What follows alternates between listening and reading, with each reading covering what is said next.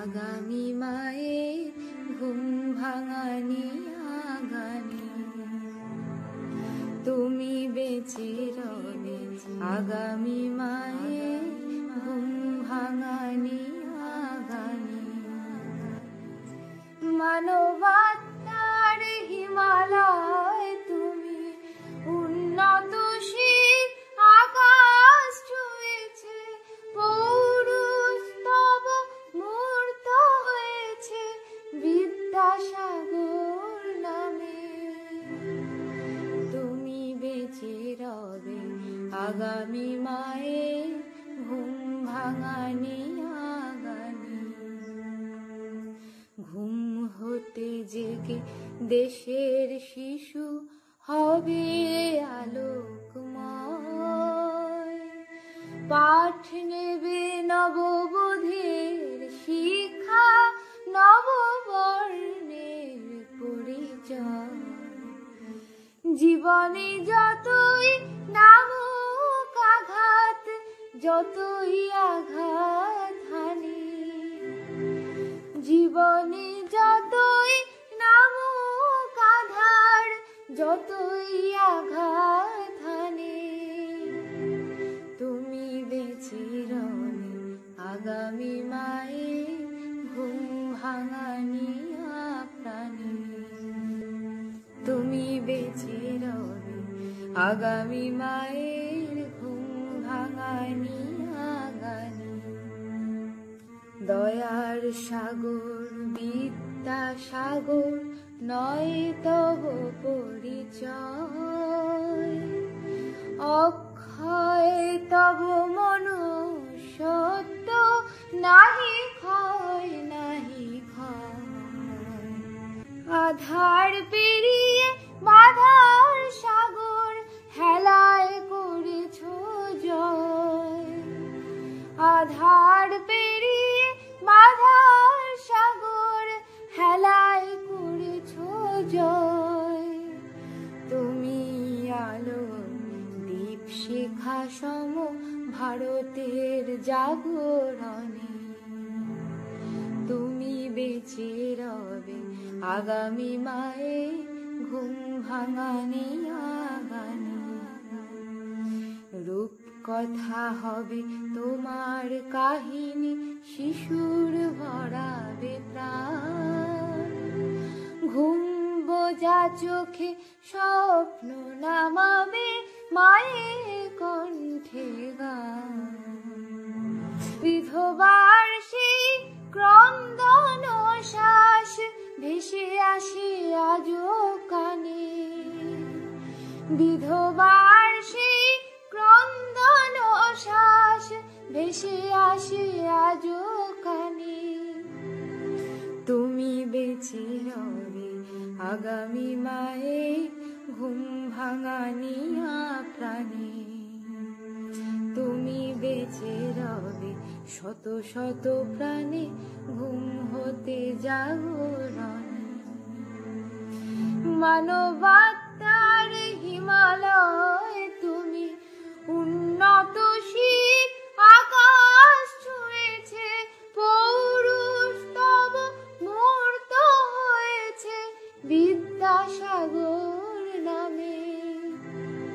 তুমি বেঁচে রবে আগামী মায়ের ঘুম ভাঙানি আগামী। তুমি বেঁচে রবে শত শত প্রাণে ঘুম হতে জাগো জাগো।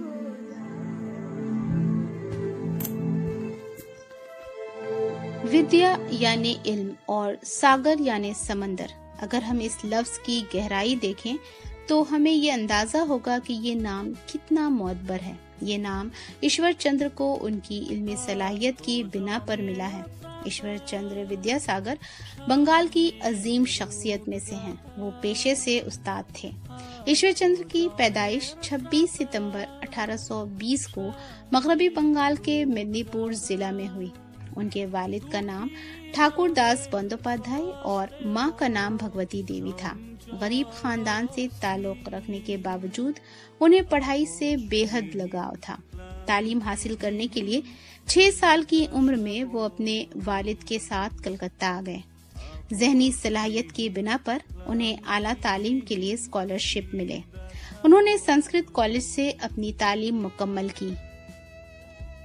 संस्कृत जबान में महारत होने की वजह से उन्हें संस्कृत कॉलेज की जानिब से उन्हें विद्यासागर यानी इल्म का समंदर के खिताब से नवाजा गया। उन्होंने बंगला जबान की तरक्की में बहुत अहम किरदार अदा किया। बंगला हुरूफ तहज्जी की इस्लाह की और बंगला नसर की बुनियाद भी डाली। उन्होंने बंगला की बहुत सारी किताबें भी लिखी, जिनमें बर्नो परिचय, कथा माला, सितार बनबास और बंगला इतिहास वगैरह शामिल हैं।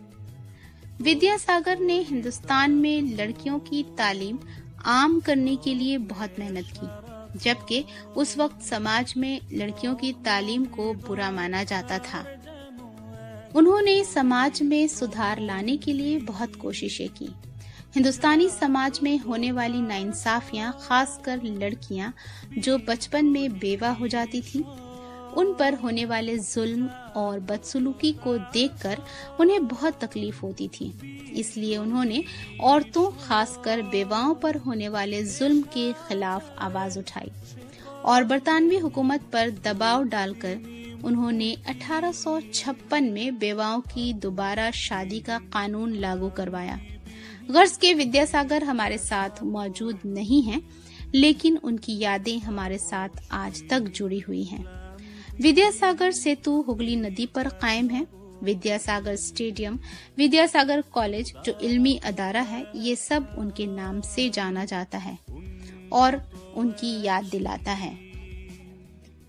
विद्यासागर ने समाज में सुधार लाने और हिंदुस्तानी मुआशरे की भलाई के लिए बहुत सारे काम किए और आज भी उनका नाम इज्जत से लिया जाता है। 29 जुलाई 1891 को वो इस दुनिया से रुखसत हो गए, लेकिन उनके जरिया रवां किए गए इल्म के समंदर से आज भी हम फैज़याब हो रहे हैं।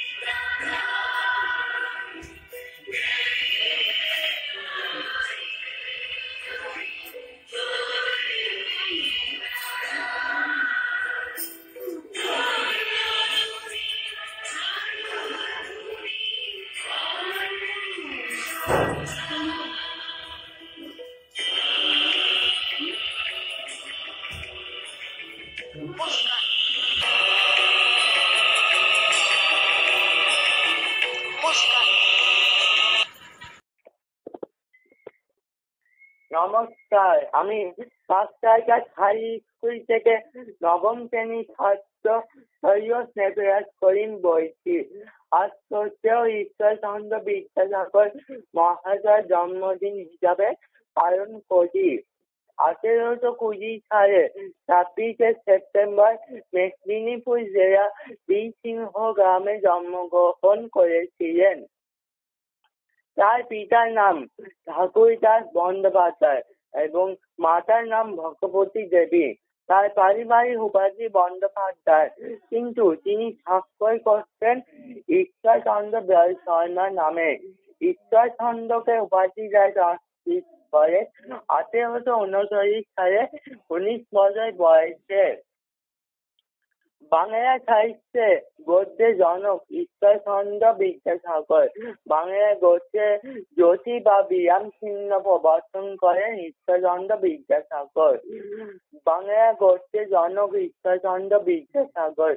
বিদ্যাসাগরের প্রথম প্রকাশিত গ্রন্থ বেতার পঞ্চবিংশতি 1847 সালে প্রকাশ পায়।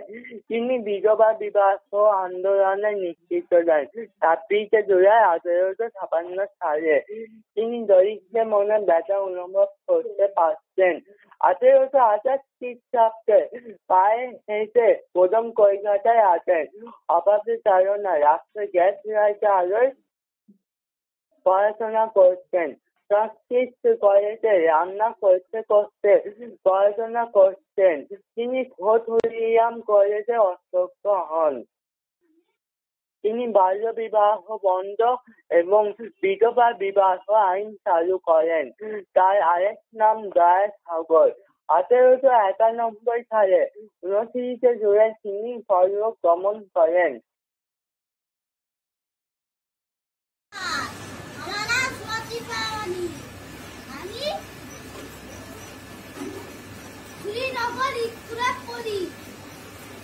আমরা একটি নাটক করতে চলছি। সে নাটকটির নাম হলো নিজের হাতে নিজের গা। কলকাতা রেল স্টেশন থেকে একটি বাঙালি ডাক্তারবাবু বেরিয়ে কুলি কুলি বলে হাঁটবে। কুলি, এই কুলি, কুলি।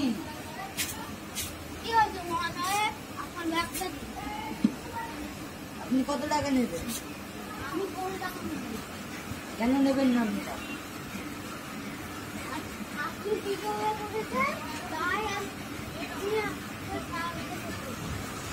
আপনি কে?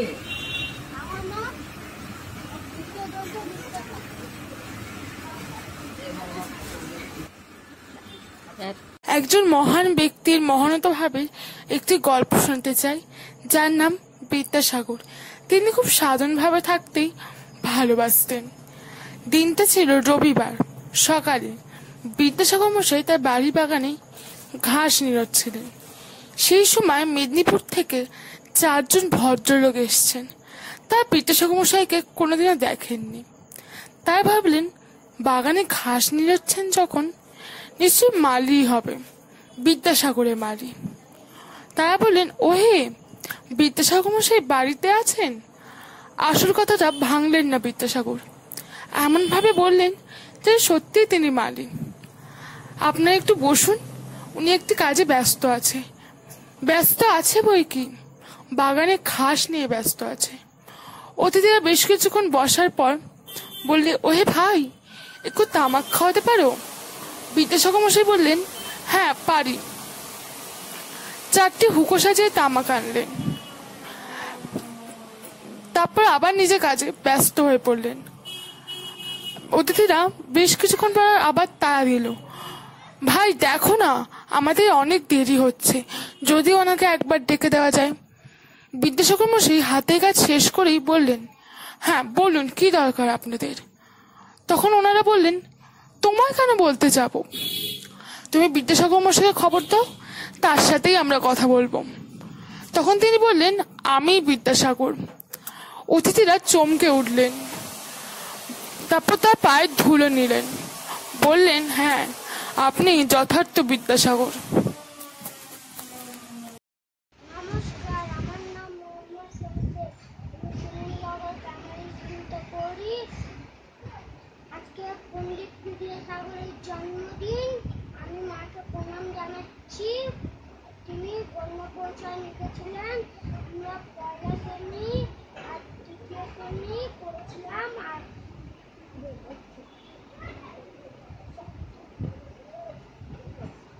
তৃতীয় শ্রেণীর ছাত্র। আমি একটা ছোট কবিতা শোনাচ্ছি। এক যে ছিল বিদ্যাসাগর, কবি পূর্ণেন্দ্রবর্তী। এক যে ছিল বিদ্যাসাগর, ভীষণ বাজে লোক, বলতো কিনা বিধবাতে আবার বিয়ে হোক। এক যে ছিল বিদ্যাসাগর, দেখতে এলে বেড়ে, চাইতো কিনা লেখা পড়ার শিখুক মেয়ে ছেলে। একটা ছিল বিদ্যাসাগর ভেনাসগাড়ি ঘাট ভারত যদি দুটো জায়গায় বসে তৎক্ষণাৎ।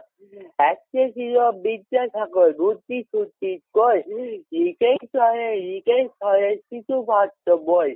একটা ছিল বিদ্যাসাগর কপালে তা গেল ওষুধ নিয়ে বাজার কিনা গরিব গুইবদের। একটা ছিল বিদ্যাসাগর মগজটা কি ফাঁকা যে যেখানে বিপন্নতা যোগানো হয় টাকা। নমস্কার।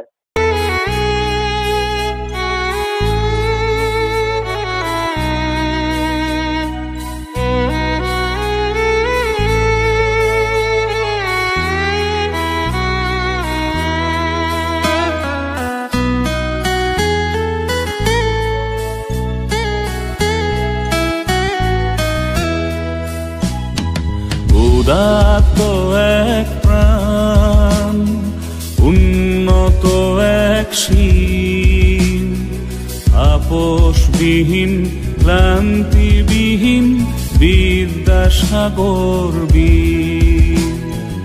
উদাত্ত এক প্রাণ, উন্নত এক শীল, আপোষবিহীন ক্লান্তিবিহীন বিদ্যাসাগর বীর।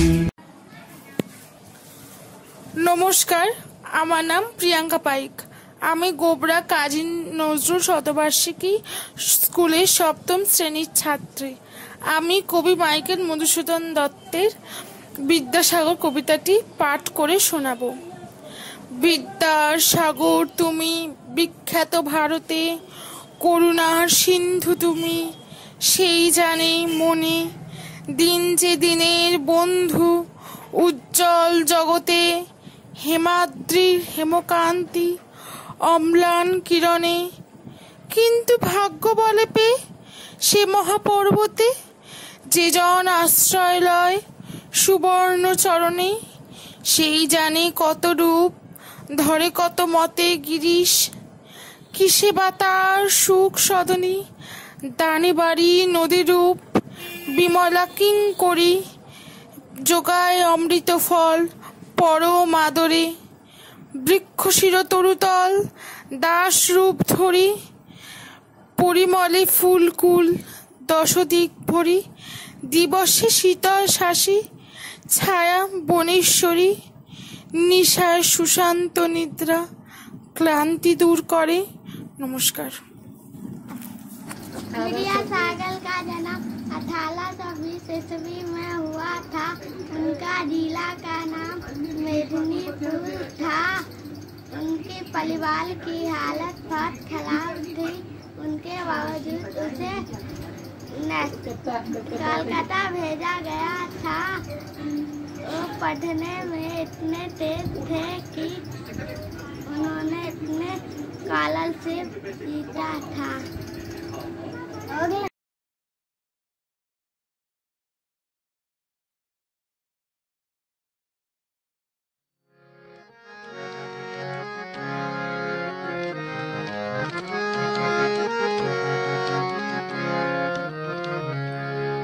ঘরে তেল নেই আলো জ্বালার ঘোর দারিদ্র নিয়ে, ঘরে তেল নেই আলো জ্বালার ঘোর দারিদ্র নিয়ে, ল্যাম্পপোস্টের আলোয় পড়েন অতি মনোযোগ দিয়ে, ল্যাম্পপোস্টের আলোয় পড়েন অতি মনোযোগ দিয়ে।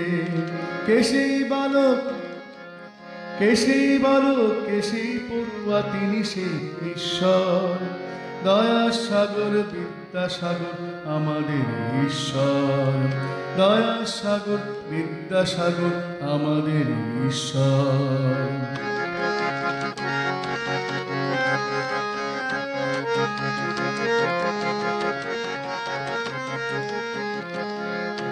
মায়ের আদেশে বর্ষা আধারে মান্ডাকা নদী পার হয় সাঁতারে, মায়ের আদেশে বর্ষা আধারে মান্ডাকা নদী পার হয় সাঁতারে। মাতৃভক্ত মায়ের আদেশ পালেন নিরন্তর, মাতৃভক্ত মায়ের আদেশ পালেন নিরন্তর।